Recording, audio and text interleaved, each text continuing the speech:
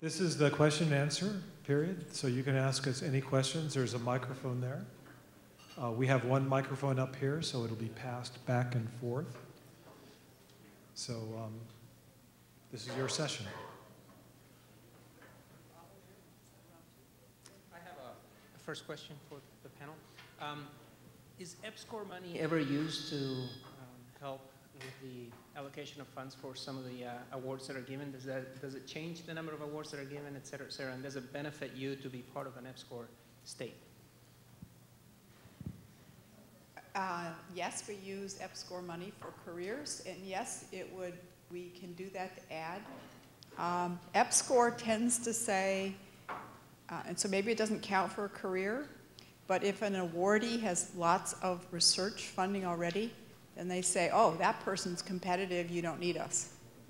So if it's your first award and you're from EPSCoR state, and it wasn't like highly competitive, because then they say you would have awarded that anyway, then yes, it's to an advantage to be from an EPSCoR state, I'd say.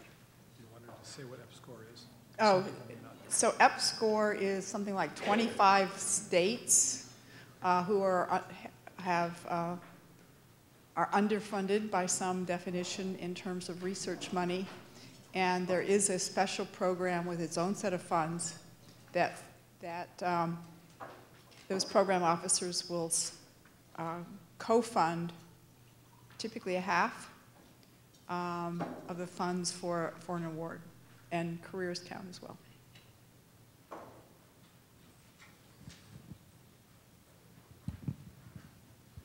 Yeah, we try our best to fund all the EPSCoR career, especially so if we have EPSCoR career which is competitive, so at least in our cluster we try to fund them all. Also, I think that currently the EPSCoR is 30 states, right? This year added Iowa. So last year was 29. Yeah.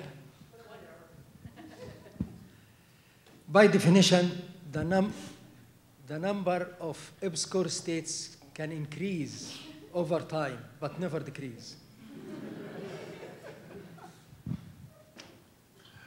I think we beat EPSCoR to death. If you are wondering whether you're an EPSCoR state and don't know, you probably are not, but ask someone at your institution and they will let you know. California, New York, Texas, Massachusetts are not EPSCoR states.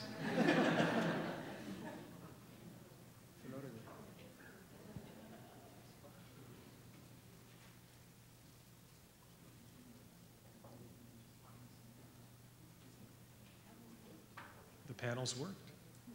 Oh, good. Hi, thanks for a very informative day. I asked this question to Dimitri, but I figured I'd ask it here as well. So I do work in an area that could be sort of framed as NIH funded or NSF funded, and I'm wondering, for the purposes of a career award, is there language or areas that I should stay clear of to avoid the reaction that that's all very well and good, but you really should be going to NIH and not us? Wow, that's a good question. Yes, G. NSF fund all the basic research except the clinical, so you should avoid the clinical.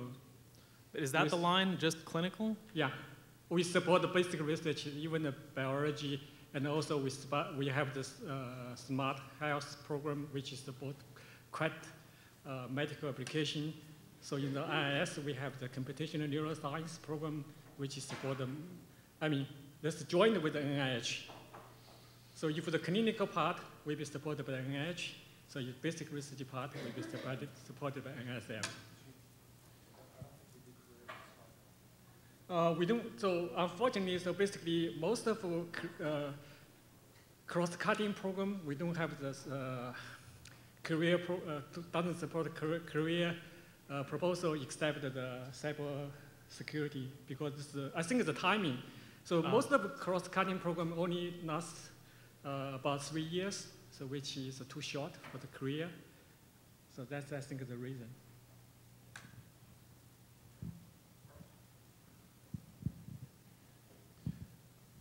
Did that answer your question? Yeah, thanks. Okay. Can I add one comment? there is this program called the Big Data. And that big data is sort of, it is both NIH and NSF. So, and they ask you, when you submit the proposal, is that going to go to the NIH or it is going to go to NSF? And so if you are in doubt, you can always submit the big data and let them sort it out. But that wouldn't be a career award then, yeah, sorry, I forgot that. right?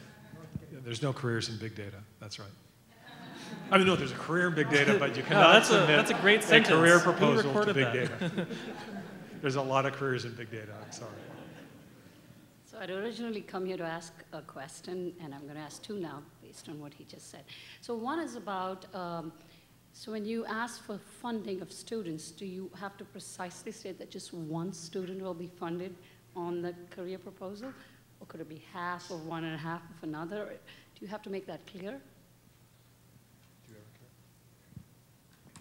So it depends on the program, on what advice we give you on funding. So in NETS, what we've done is to say the equivalent of one summer month and one student in terms of budget.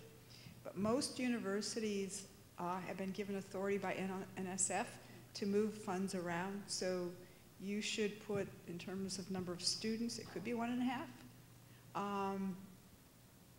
What you think is appropriate for the research you're going to do. And then if it turns out that you get another grant, so you don't need the summer month, you can move it to another student. But essentially, that's what we do. You can ask about what others do. I know that you've got a big project in mind with lots of student ideas, so you might have to do the career on sort of one piece of that and other proposals on others. Anybody else? So I agree that the number of students expected for support is a single student per year. But if you can substantiate the request for any other number of students, let's say by over 3, then if you can substantiate it, then request it. Makes total sense. Yeah, actually, the student number depends on how expensive your university. So for some of my PI, I support 2 students because the students are cheap. So my general guideline for the PI was basically 1 summer month, 1 student, around 500K. So if your school is cheap for students, so you can put 2. So it's welcome to put 2. So another trick is NSF also provides the REU supplement. So that's basically, generally we can provide 2 undergraduate students per year per project. But that's after you get funded. Yeah. Okay. But that's something you can rely on, right? Okay. So just last question was, so in the cybersecurity area, you have a career that's cross-cutting? Yeah. Okay, so it could be reviewed by different programs? Yeah, but you need to talk to the program officer. So they have a very strict definition about what kind of a security system they would do. So the new cybersecurity program is called SATSI, and our Secure and Trustworthy Cyberspace.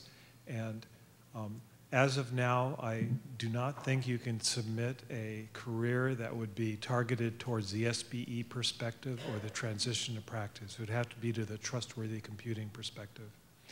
And so it would be reviewed within CISE by the program officers who are part of the SATSI cluster. Those program officers, we have representatives from each division. So it is certainly cross-disciplinary within CISE, but we would not be necessarily bringing in people from the Office of Cyber Infrastructure or from math and statistics. Thank you very much.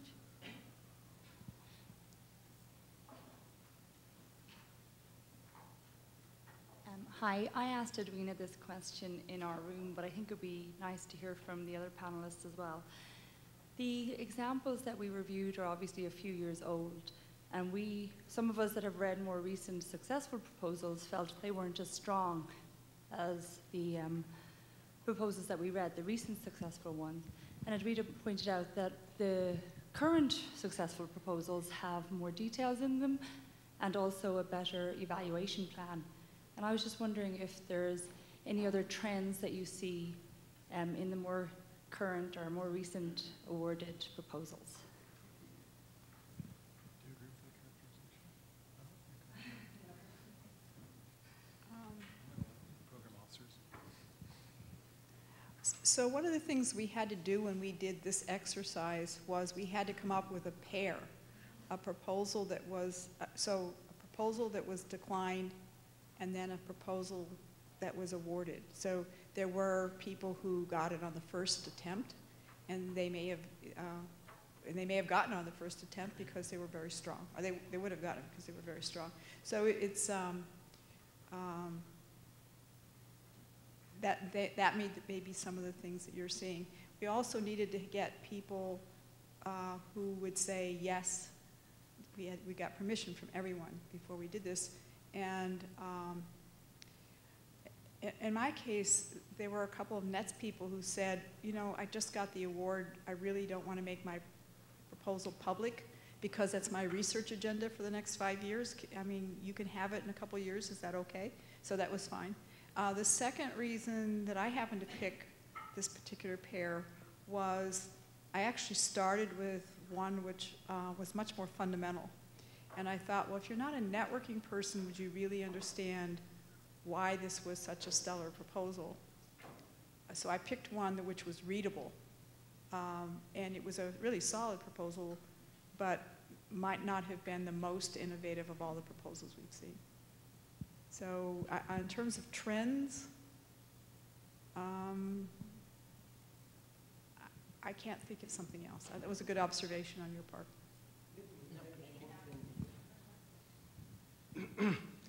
In my last panel, latest panel on career, the comment I got was, wow, all these proposals are really good.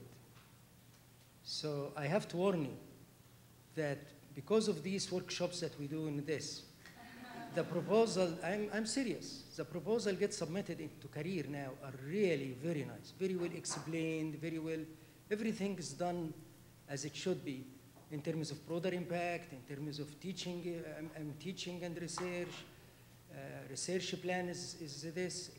It was just, the panel was really felt that something is going on. They were not, so please be careful. If you are going to go for a career in this coming July, please make sure that you really you have a good plan and good proposal in mind. If you think that it is too late, by all means, punt and wait till next year.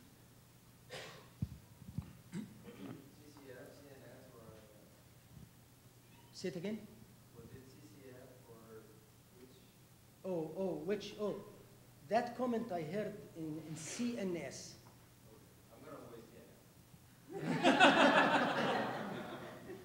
Yeah, that comment I heard in CNS, but I'm sure CCF also, I mean, you know, these career workshops are not just restricted to CNS. They are open to all of you. So. Okay, so one more comment. I believe Keith showed a graph of the number of submissions to CISE, career submissions, and it has been on decline. And so is the number of hirings in computer science, as far as I know. And it may be that better people are getting jobs now, so career proposals are naturally stronger. So maybe also contributes to what is happening. Yeah, I want to add one more comment. So although you can write a proposal with a low whole, but the novelty is the most important thing for the career proposal. So remember, like the signing the house is a location, but the career proposal is novelty, and novelty.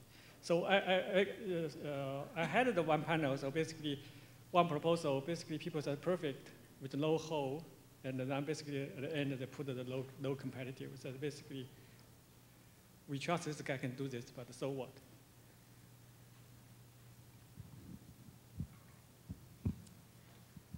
So last summer, there was a Dear Colleague letter that went out about shared principles in biology and computation. And it indicated that career proposals could be considered if they were interdisciplinary between biology and computation. Do any of you know how that works or how that would impact the evaluation of a career proposal? So as I understanding was basically still reviewed by the different program, but at the end, basically, program officer will nominate to this program. So both sides and the biology put some money in, and then basically those program will put some money back. So still, you have to contact the program officer in the particular panel. So inside, I think both IIS and the CCF has some inside in the CCF has Mutual has some computation biology.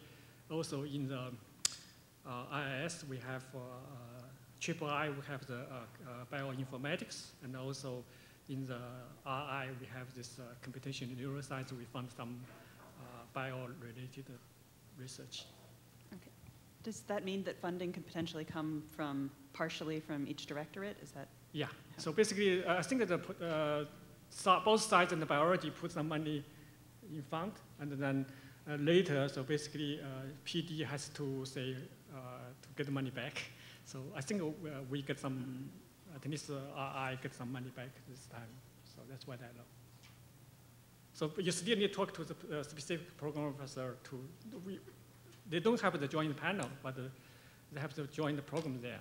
So this is not only for the career, so other program, also, other core program also can get money from that program. So the in the IIS, the representative is the Ken Wang. Thank you.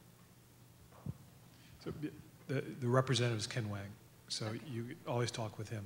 He'll be able to give you all the clearest scoop. Thanks.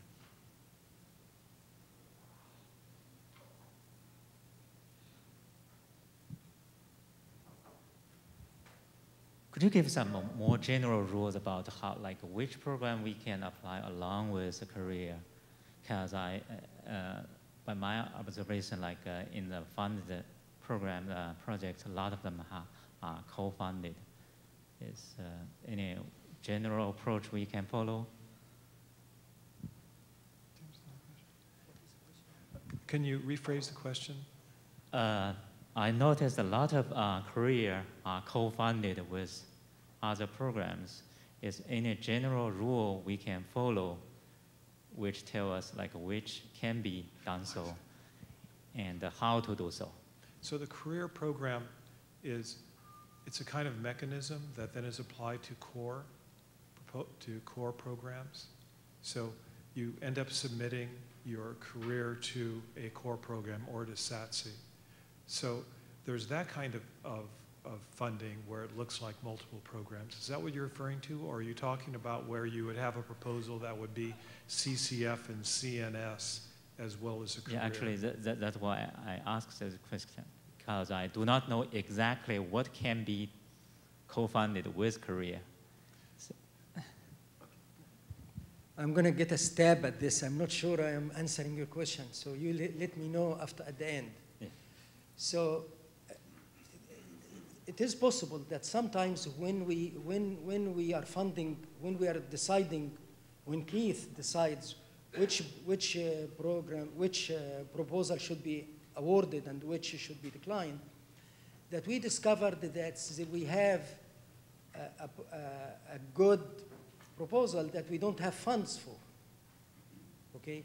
And in that case, we can start talking to our sister programs in CCF or IIS, and they say, we have a good career proposal, came to us, but it can also be of interest to CCF.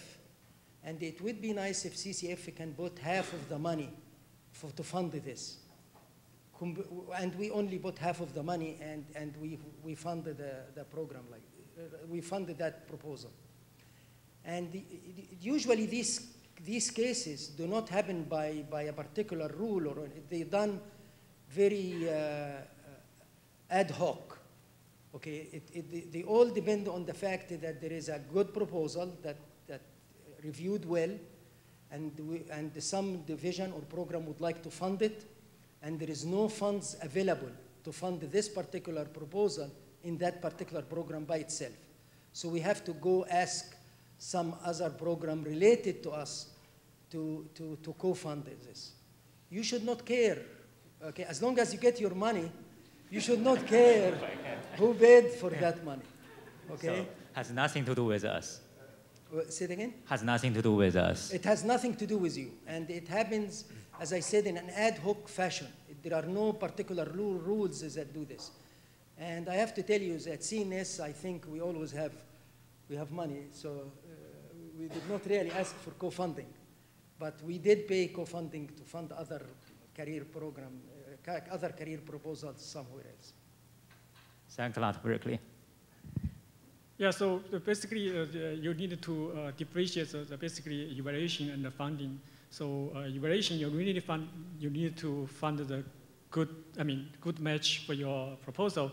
But for co-funding, so sometimes besides what Mohammed said, basically is we don't have funding, but sometimes we do have funding, but because the nature of the proposed work, so other program also put the money in to show the support, and also in current NSF management, so we emphasize the one NSF, so that basically make people more willing to share, to share support to the good proposals.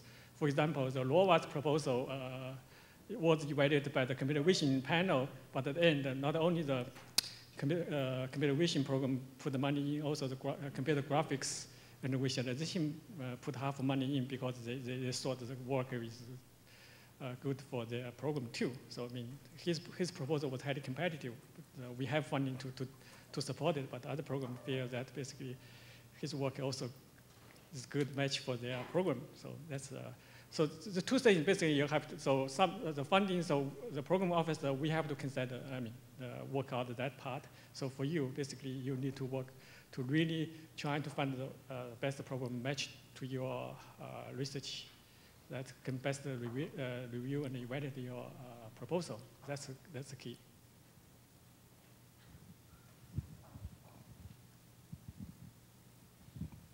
So I want to riff off of your statement about trying to find the best home for your proposal. I think what you're asking, at least what a lot of people ask me, is what if your proposal fits between two programs? Is there a way in which I can have it co-reviewed by experts in each of the fields? And my statement, maybe you have other ideas, is that you contact the program managers and tell them, I think I'm submitting this proposal and I think it needs to be co-reviewed. And then we'll be alerted to that, and we'll look at it and see whether we think that's true. You should put as the first one, the one where you think that's where the contribution is. That's where the major impact will be. So if you're applying X to Y, and Y benefits greatly from this new application, then Y is the one where people are going to get excited about it. If you're advancing both, then we really should be co-reviewing them. But you might want to alert us that you think, and we may say, no, we have people just like that in our program. We'll just make sure people who understand that piece are on that panel, or we'll ad hoc it. Did you say if you apply X to Y, you should apply it to the program where Y fits? We just reviewed an accept and a reject, and the problem was really applying computational geometry to molecular protein molecule analysis. But it really sits in computational geometry. But it has to advance the computational geometry part. If it's a mere appliance. So, no, none of this is simple. You're absolutely right. But if it advances one field way over the other one, you might want to put it in the field that it really advances, because that's where the excitement will be. But again, it's complicated. The rule of thumb I use is, where are you going to publish the results? Yeah, and I'll be even more honest. I'm afraid to apply to SAT-C because it's so dominated by computer scientists who may not see value in information theory as a tremendous tool to security and privacy. Because there's a, SAT-C is dominated by computer scientists who have a different viewpoint on this. So I have published in information theory, and as much as I can, try to publish in other areas. But when you're a core mathematician in one area, but you're really looking at application because that's the way things are going, it's not black and white anymore. It doesn't seem that way. I understand what you're saying.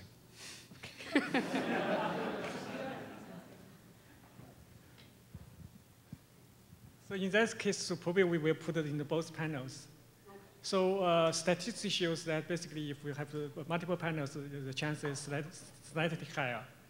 So if with the 20%, it will be 25%. So in fact, I found several career proposals which declined by other panels. I mean, I don't care. So basically, as long as my panel like it, I will try to recommend it. So you need to talk to both, trying to talk to both program officers to see if we can put on both panels. But of course, sometimes we be very cautious to put on both panels because this add additional, burden. So we already have too much review burden.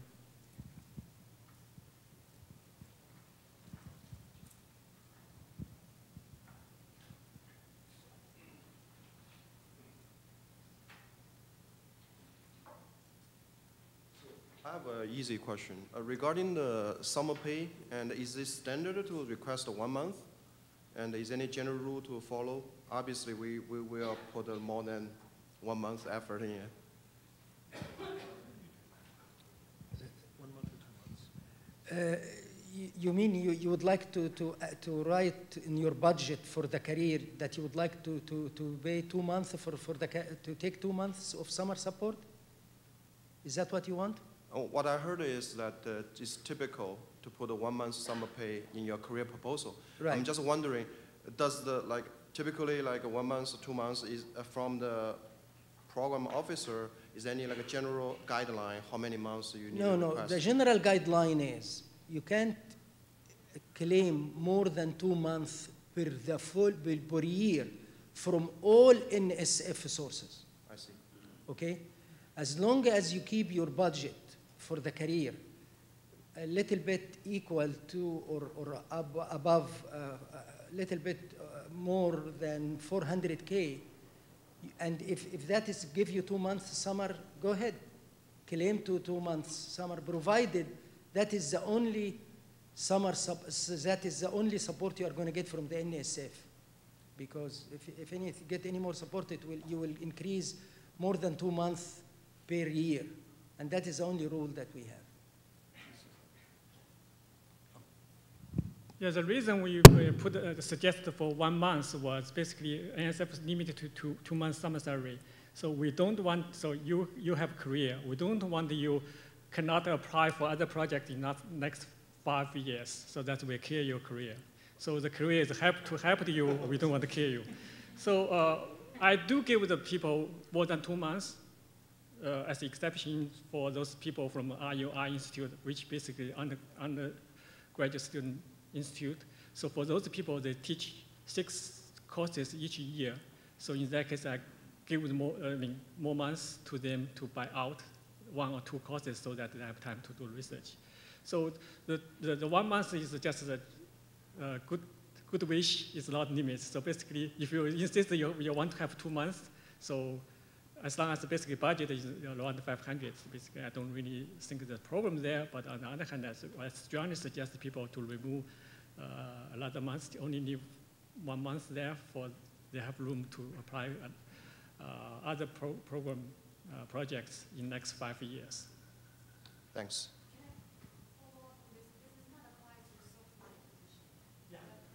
Right. Only for the tenure track. Tenure track, self money. Med school's tenure track, still self money.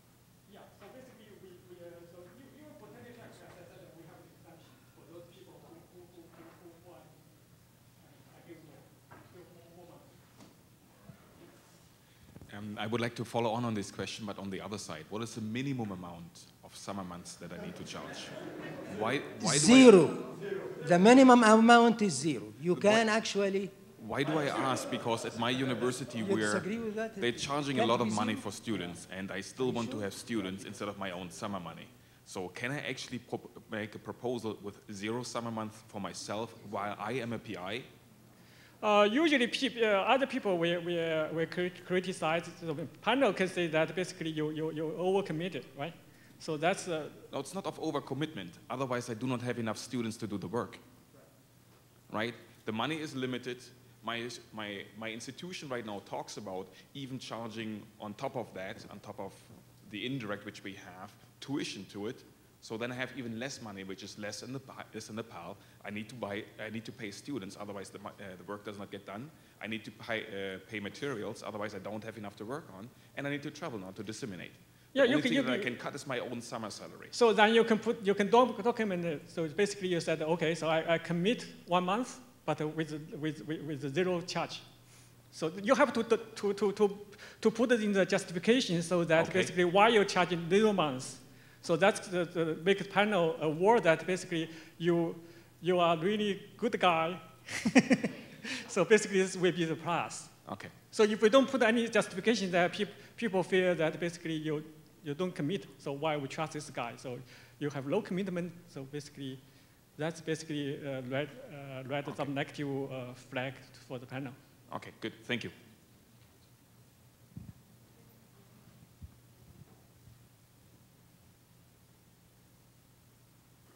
I have a question on improving rejected proposals. So I find that this workshop is really useful because it helped me understand what exactly the reviewer is asking me to improve. So my question is that I understand now better about the suggestions, then I will go ahead and make the improvement accordingly. But I guess I will put, let's say next year in a panel with different panelists. So will they consider my improvement compared with the original one, or this is totally just a new comparison to everything? They will not, the new panel will not know about what happened before you submitted that proposal, a new proposal to this panel. So they will not know that you did submit that proposal before, and they will not know what the other panel did, and they will not know what the other panel did ask you to do, and so on. So this is it's a new game. Okay. The new proposal, a new game, and you should not worry about what that new panel. On the other hand, if you resubmitted the old proposal, mostly unchanged, then the program director may be unhappy with you. Okay. But if you can, yes. But I don't think, the NSF is mostly memoryless. Okay. You don't. Yeah, we do have memory. So basically, if you don't change it, there's a chance you will be at least in our cluster. This year we at least return 2 proposals without review, by the PI didn't significantly address the review comments. But on the other hand, you have to be really smart to read the review comments. So I did get the PI complaint. So I followed all these review comments, but why rate was lower this year? So come on, so different panel, right? So basically, it's not general paper. You modify all the response to all the review comments. You get accepted. So different panel, you really have to be read the review smartly. So for the proposals for the comments you feel is reasonable, you accept it. For some you feel it's an unreasonable comments, the best way you do is to say how you can avoid such comments come out again. So for example, some PI told me, oh, I mentioned this in the 11 page 11, but the PI, the reviewers point out I didn't mention it. Basically, come on, so next time you put this in the second page instead of page 11. So those kind of thing sometimes you have to be positive to the review comments, even the comments are negative. also you have to try to address.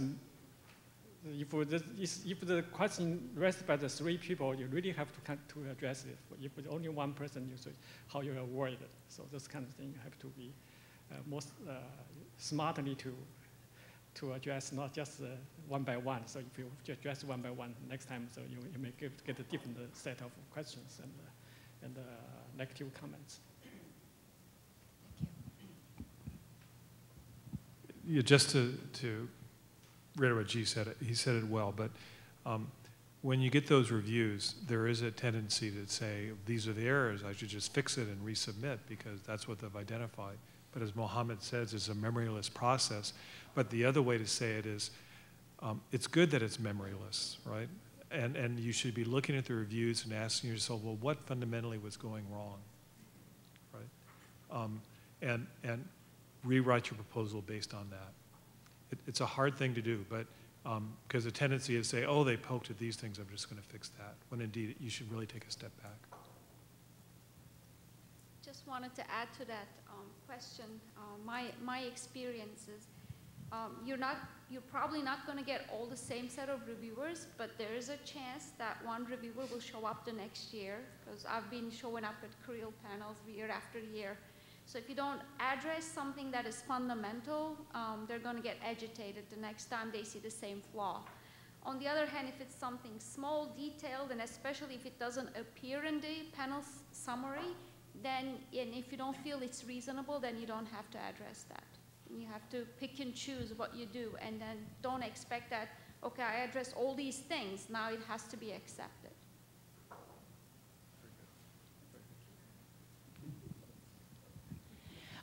To follow up on that, I would also think that a year later, you'd have some new insights into your project, and that the science and your thoughts about it would have moved forward. So, you know, it's not like you're going to just sit on this proposal for a year and not think about it if it really means something to you. So I would hope that you're not trying to game it, but you're actually trying to think about the science, and your thoughts have evolved.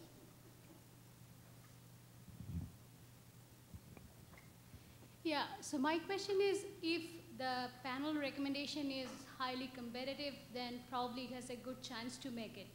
If it is not competitive, then also probably the outcome is quite clear. But how about which are sort of in the middle for C and LC? How is that going to be decided? Yeah.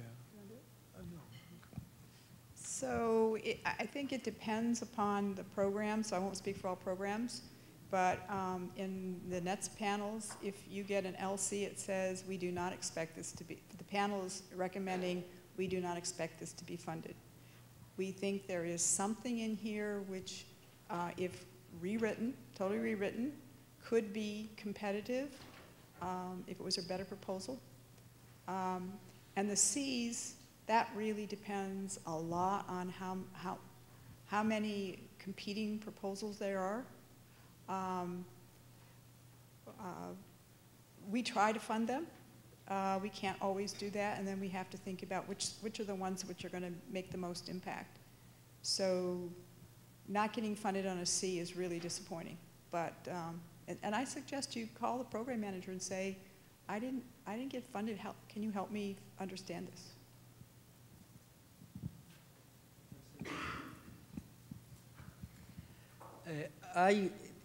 Who will decide what happened to the C and the LCs? Basically, the program, we got the panel recommendation, and these are just the recommendations. They are not final decisions. And each program meet together, and we discuss to what extent we are going to believe in the panel.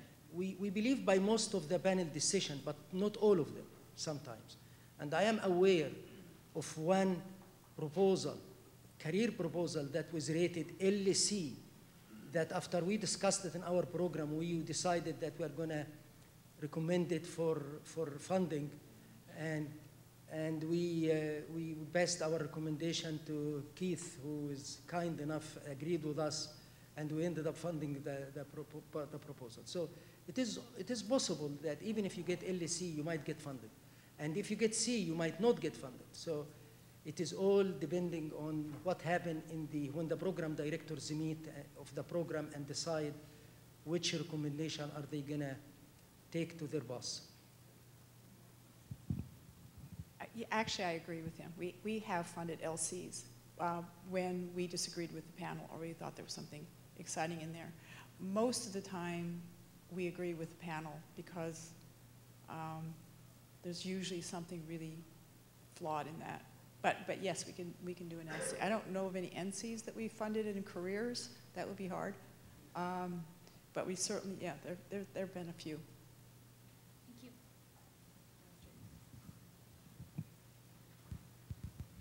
Yeah, also for portfolio point of view, so sometimes we may overwrite the HC and the C. Sometimes we may fund the C instead of HC because the app score confounding consideration, so we consider the diversity and other factors, so we may fund the C instead of HC if we don't have money.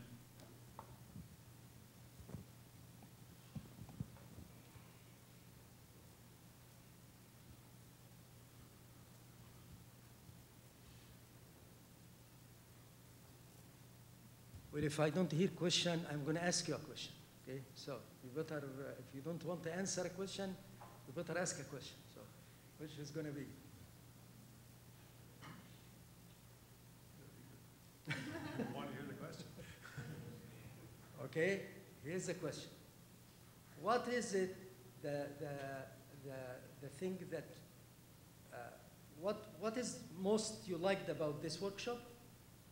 And what is that most hated about the workshop? And what is that you find missing from this workshop? Okay, so who's going to answer this? Well, if you are not going to volunteer, I'm going to choose one. This is Professor Gouda of UT Austin. Hey. I think that it was really informative and really well put together, and thank you very much. One thing that I feel that's, for me, is that I would love to get to know everybody in the room a little bit better, and I don't know how we could do that in such a short time. If anybody has an objection about having their emails published on the website, objection only, please email me. I will exclude, otherwise I will publish the email. Okay? Good observation. I also liked the workshop very much. I think it was very well organized. I just have a request from you, if you could please, if it's okay with all the speakers, put the presentations, make them available for us.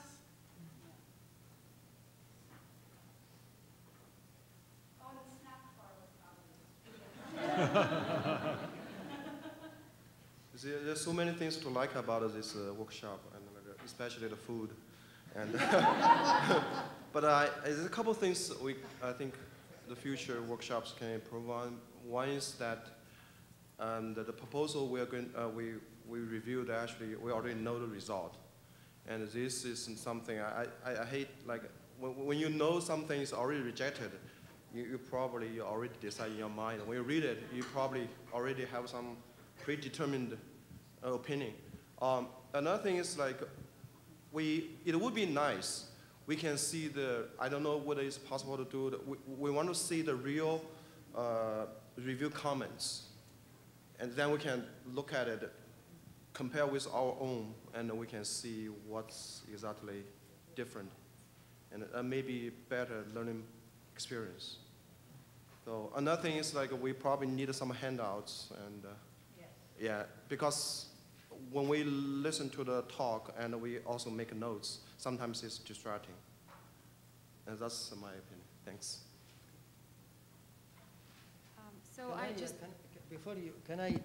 I'm not sure we have the right, or whom can we ask to make the reviews available? Okay. Yeah, we cannot do it. We cannot do it. So this you have to live with this. Yeah, we cannot release those things. I I'm not sure if that can be made legal. Remember, even your institution cannot give the review. So only PI get the review. Institution doesn't give the review. Only PI. So unless PI ready to review. But I'm not even sure that the PI can give that thing, because the panel summary and the reviews were written by the reviewers. We probably have to take the permission from the reviewers to make the reviews public. I don't think this will going to work. So we have to content with what we have. So this kind of answers my question, but I also was wondering if it would be possible to share some of the reviews without maybe even seeing the proposal itself. So if you think it's possible for upcoming review panels to ask the reviewers whether they would be willing to share their reviews. Because just looking at how they structure it, what they bring up, even without seeing the proposal, might be a very good experience. I see what you're saying, and I think there are lots of difficulties. The right answer is serve on a panel. Well, you can if you don't submit a career that year. But you probably wouldn't, but sometimes it happens. But nonetheless, even sitting on a panel is the right way to, you learn a lot in the process. I just wanted to provide one data point to this discussion about being able to or not being able to release the reviews. I believe it is possible because I attended a workshop in which we were provided proposals as well as the reviews. Thank you. But that can still be done illegally. Yes. Just because it happened doesn't mean it is correct.